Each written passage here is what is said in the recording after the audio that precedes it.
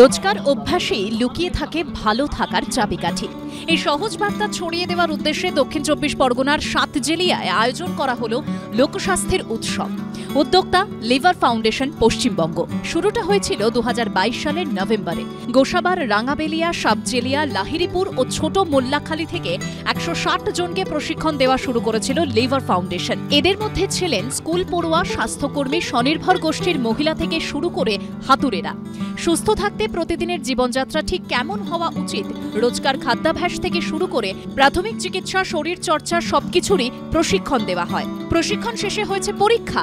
সফলভাবে উত্তীর্ণ হওয়ার পর তাদের সিংহভাগই এখন বাড়ি বাড়ি ঘুরে স্বাস্থ্য সচেতনতার প্রচার করছেন। রবিবার সাতজেলিয়ার দয়াপুর পিসি সেন হাই স্কুলে স্বাস্থ্য উৎসবের আয়োজন করা হয়।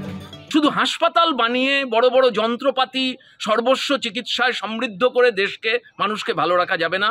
আমরা চাই এই প্রত্যন্ত সুন্দরবনের দ্বীপাঞ্চলের মানুষ যেভাবে প্রকৃতির সঙ্গে লড়াই করে, ঠিক সেরকমভাবে নিজেদের জীবনটাকে নিজেদের জীবনের মধ্যেই দাঁড়িয়ে তারা সুন্দর করে তুলুক। সেই জন্যই লিভার ফাউন্ডেশনের পক্ষ থেকে এলাকার মানুষ, প্রশাসন সবাইকে সঙ্গে নিয়ে আমরা এই লোকস্বাস্থ্যের উৎসবের আয়োজন করেছি।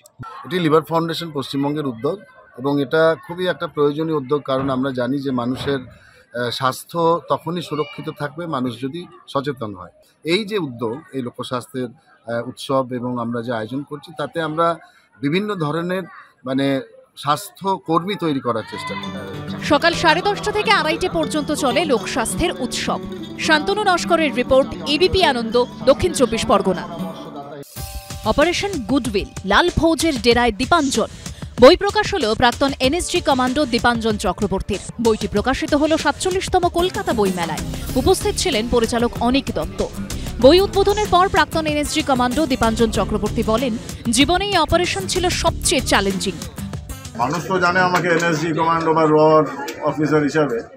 আমি বহু কোভার্ট অপারেশন করেছি, লাইফ 30টার উপর, কিন্তু আমি সবসময় মনে করি, আই কনসিডার ইট, এই অপারেশন গুডউইল আমার লাইফের টাফেস্ট মিশন।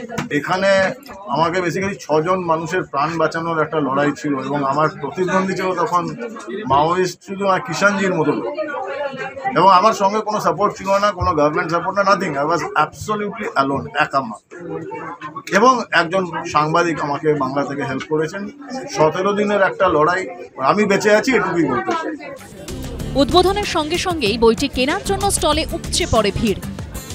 জয়ন্ত পাল ও সুকান্ত মুখোপাধ্যায়ের রিপোর্ট, এবিপি আনন্দ, কলকাতা।